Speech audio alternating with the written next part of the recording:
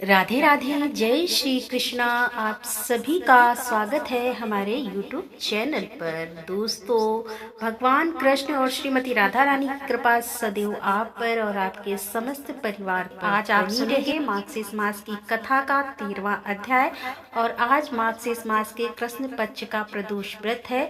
जो भक्त व्रत धारण करना चाहते हैं, प्रदोष का मतलब हर महीने में अगर आप प्रदोष का व्रत धारण करते हैं तो आज आपको व्रत धारण करना है। और अगर आप प्रदोष का व्रत नहीं भी करते हैं तो भी आज प्रदोष काल में भगवान शिव और माता पार्वती की पूजा आपको जरूर करनी है। प्रदोष व्रत की पूजा विधि, प्रदोष काल का शुभ मुहूर्त और प्रदोष व्रत की कथा, इस विषय में जानकारी चाहिए तो चैनल पर वीडियो अपलोड है, आप लोग जरूर देख लीजिए। और अब श्री बिहारी जी के चरणों का ध्यान कीजिए और आज की पावन कथा का श्रवण करते हैं। और आज की कथा का संबंध है बांके बिहारी जी से और यह एक सच्ची घटना है। कहा जाता है कि मथुरा के निकट एक गांव में एक छोटी सी लड़की रहती थी। वृंदावन के निकट होने के कारण वहां से बहुत से लोग ठाकुर जी के दर्शनों को जाते थे। जब वह छोटी सी बच्ची 5 साल की हुई तो उसके घर वाले बांके बिहारी जी के दर्शन के लिए जा रहे थे। उस समय वाहन बहुत कम थे। उनको दर्शन को जाते देखकर उस छोटी सी बच्ची ने कहा, पिताजी मुझे भी अपने साथ ठाकुर जी के दर्शनों के लिए ले चलो। तो पिताजी ने कहा, बेटा अभी तो आप बहुत छोटे हो, इतना चल भी नहीं पाओगे, थोड़े थोड़े बड़े हो जाओ तब तुम्हें साथ ले चलेंगे। कुछ समय बीता और जब वह 7 साल की हुई तो फिर घर वालों को किसी कारणवश वृंदावन जाना हुआ। फिर उस बच्ची ने कहा, पिताजी आप तो मुझे भी साथ ले चलो ठाकुर जी के दर्शनों के लिए, लेकिन किसी कारणवश से उसको साथ नहीं ले जा सकी। अब बच्ची के मन में ठाकुर जी के प्रति बहुत प्रगाढ़ प्रेम था। वह बस मन में ही उन्हीं का चिंतन करती रहती थी और दुखी भी होती थी कि ठाकुर जी के दर्शन के लिए आज तक नहीं जा सकी। अब बाल मन और समस्याएं बहुत सारी। उसके साथ के जितने भी उसके मित्र थे, मतलब जितने भी छोटे बच्चे थे, उसके साथ के सब ने ठाकुर जी के दर्शन कर लिए थे, लेकिन वह आज तक ठाकुर जी के दर्शन नहीं कर पाई।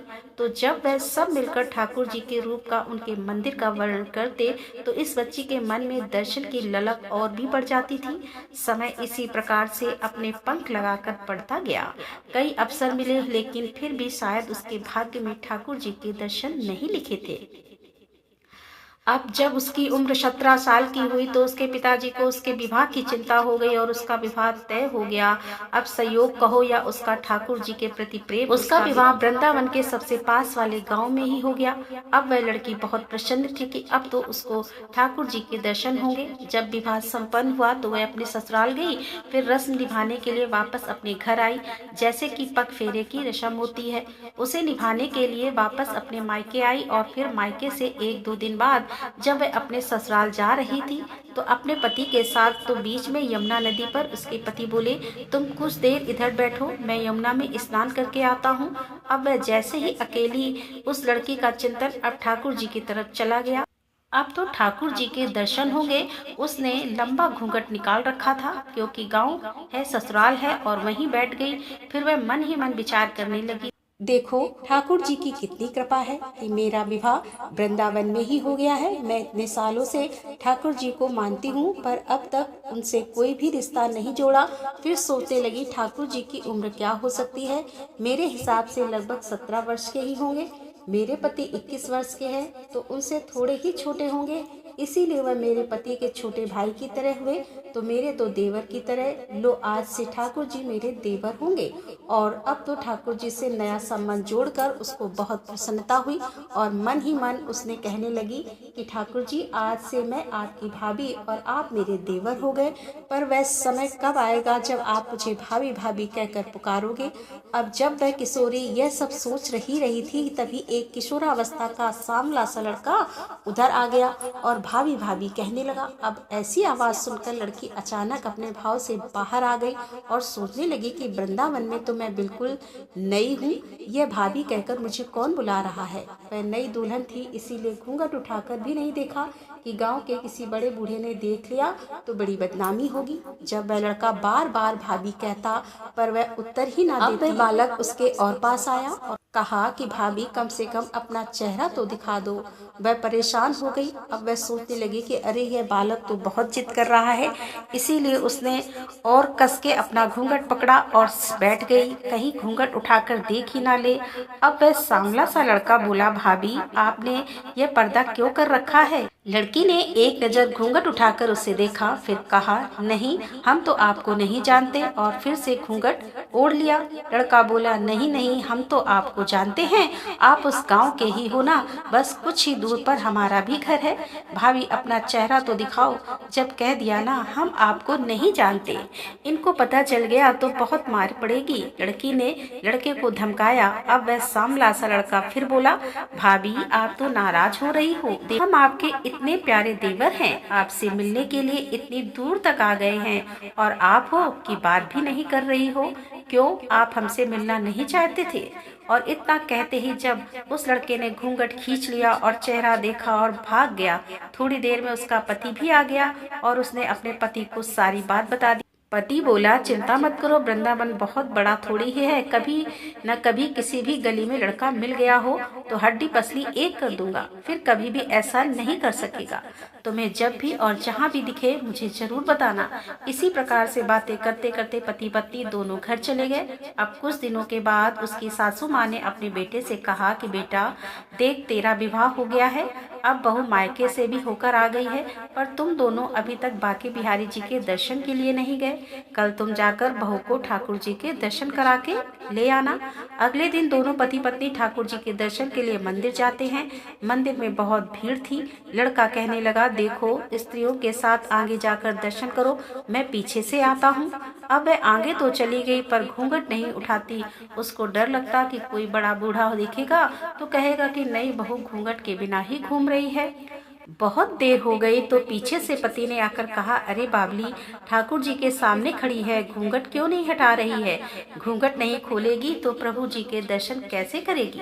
अब उसने अपना घूंघट उठाया और जो बांके बिहारी जी की ओर देखा तो बांके बिहारी जी की जगह वही बालक मुस्कुराता हुआ दिखा। अब उसने चिल्लाकर अपने पति को आवाज दी, सुनिए जी, जल्दी आओ। पति जल्दी से भागा भागा आया और बोला, क्या हुआ? लड़की बोली, उस दिन जो मुझे भाभी भाभी कहकर भागा था ना, वह लड़का मिल गया। पति ने कहा, कहाँ है? बता, अभी उसे देखता हूँ। तब उसने ठाकुर जी की तरफ इशारा किया और बोली, यह रहा, आपके सामने ही तो है। अब उसके पति ने जब देखा तो अवाक ही रह गया और वहीं मंदिर में ही अपनी पत्नी के चरणों में गिर पड़ा और बोला, तुम बहुत ही धन्य हो, वास्तव में तुम्हारे हृदय में सच्चा भाव ठाकुर जी के प्रति है। हम इतने वर्षों से वृंदावन में हैं पर आज तक हमें उनके दर्शन नहीं हुए, और तेरा भाव इतना ऊंचा है कि ठाकुर जी ने तुझे दर्शन दिए। ठाकुर जी से सच्चे प्रेम से जो भी रिश्ता बनाना है तो ठाकुर जी उसे जरूर निभाते हैं। जैसे इस कहानी में ठाकुर जी ने देवर का संबंध निभाया, और इसीलिए अगर आप ठाकुर जी की सेवा करते हैं, पूजा करते हैं, तो उनसे कोई न कोई रिश्ता अवश्य बनाइए। आपके मन में ठाकुर जी के प्रति जो भी भाव है, जैसे कि अगर पुत्र का भाव है तो पुत्र का रिश्ता बना सकते हैं, भाई का भाव जगता है तो भाई का रिश्ता बना सकते हैं, ऐसे ही मित्र का रिश्ता या फिर पिता का, मतलब जो भी रिश्ता आपके मन में जागृत होता है, जो भाव जागृत होता है आपके मन में, उस भाव के साथ आप ठाकुर जी की सेवा कीजिए। उस रिश्ते के साथ ठाकुर जी की सेवा कीजिए तो ठाकुर जी उस रिश्ते का पूरा फर्ज निभाते हैं, पूरा धर्म निभाते हैं। कहा जाता है कि ठाकुर जी की सेवा हम जिस भी भाव से करते हैं, ठाकुर जी हमें उसी रूप में दर्शन देते हैं। तो अगर आपने अब तक ठाकुर जी से कोई रिश्ता नहीं बनाया है तो आज ही ठाकुर जी से एक रिश्ता बनाइए और फिर देखिए सेवा के भाव के साथ ही जो अनुभव आपको प्राप्त होगा वह बिल्कुल अद्भुत होगा, मतलब ऐसा जिसका आप शब्दों में वर्णन भी नहीं कर पाएंगे। और अब प्रेम से जयकारा लगाइए, श्री बांके बिहारी लाल की जय, श्री राधा रानी की जय। तो दोस्तों अब हम सुनेंगे तुलसी चालीसा। श्री तुलसी महारानी करो विनय सिरनाय, जो मम हो संकट विकट दीजे मात नशाय। नमो नमो तुलसी महारानी, महिमा अमित न जाए बखानी। दियो विष्णु तुमको सन्माना, जग में छायो सुअस महाना। विष्णु प्रिया जय जयति भवानी, तिहु लोक की हो सुख कानी। भगवत पूजा करे जो कोई, बिना तुम्हारे सफल न होई।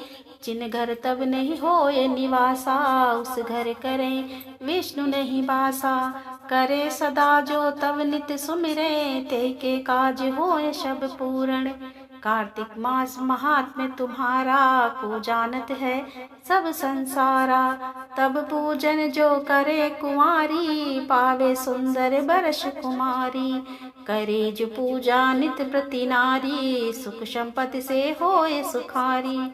वृद्धा नारी करे जो पूजन, मिले भक्ति होवे पुलकित मन। श्रद्धा से पूजे जो कोई, भवनिधि से तर जावे सोई। कथा भागवत यज्ञ करावे, तुम बिन नहीं सफलता पावे।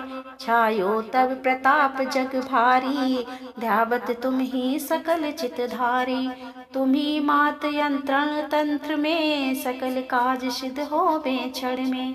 औषधि रूप आप हो माता, सब जग में तब यश विख्याता। देव ऋषि मुनि और तपधारी, करत सदा तब जय जयकारी। वेद पुराण तब यश गाया, महिमा गम पार नहीं पाया। नमो नमो जय सुख कारण, नमो नमो जय दुख निवारणी। नमो नमो सुख संपत्ति देनी, नमो नमो अग काटन छेनी। नमो नमो भक्तन दुख हरिणी, नमो नमो दुष्ट अधमद छेनी। नमो नमो भव पार उतारन, नमो नमो परलोक सुधारण। नमो नमो निज भक्त उबारण, नमो नमो जन काज सवारन। नमो नमो जय कुमति नशावन, नमो नमो सब सुख उपजावनी। जयति जयति जय तुलसी माई, ध्यावत तुमको शीस नवाई। निज जन जानि मोहि अपनाओ, बिगड़े कारज आप बनाओ। करूं विनय मैं मात तुम्हारी, पूरन आशा करहूं हमारी। शरण चरण कर जोरी मनाऊं, निश दिन तेरे ही गुण गाऊं। करहूं मात अपमो पर दया, निर्मल होए सकल मम काया। मांगू मात यही वर दीजे, सकल मनोरथ पूर्ण कीजे। जानू नहीं कछु नेम अचारा, क्षमो नाथ अपराध हमारा। 12 मास करे जो पूजा, तासम जग में और नहीं दूजा। प्रथम ही गंगा जल मगवाए, फिर सुंदर स्नान करावे। चंदन अक्षत पुष्प चढ़ावे, धूप दीप नैवेद्य लगावे। करे आचमन गंगा जल से, ध्यान करे हृदय निर्मल से। पाठ करे फिर चालीसा के, स्तुति करे मात तुलसा की। यह विधि पूजा करे हमेशा, ताके तन नहीं रहे कलेसा। करे मास कार्तिक का साधन, सोवे नित पवित्र हुई जाई। यह कथा महासुखदाई, पढ़े सुने सो भव तर जाई। यह सी तुलसी चालीसा, पाठ करे जो कोई। गोविंद सो फल पावहीं, जो मन इच्छा होए। तुलसी चालीसा संपूर्ण। और अब आप सुनेंगे तुलसी महारानी की आरती। तुलसी महारानी नमो नमो, हर की पटरानी नमो नमो। तुलसी महारानी नमो नमो, हर की पटरानी नमो नमो। धन तुलसी पूरण तब कीनो, धन तुलसी पूरण तब कीनो। शालिग्राम की बनी पटरानी, नमो नमो तुलसी महारानी। नमो नमो हर की पटरानी। जाके पत्र मंजरी कोमल, जाके पत्र मंजरी कोमल। श्रीपति कमल चरण लपटानी, नमो नमो हर की पटरानी। नमो नमो तुलसी महारानी। धूप दीप नैवेद्य आरती, धूप दीप नैवेद्य आरती। पुष्पन की वर्षा बरसानी, नमो नमो हर की पटरानी। नमो नमो तुलसा महारानी। 56 भोग 36 व्यंजन, 56 भोग 36 व्यंजन। बिन तुलसा हरि एक न मानी। नमो नमो तुलसी महारानी, नमो नमो हर की पटरानी। सभी सखी मैया तेरे यश गावे, सभी सखी मैया तेरे यश गावे।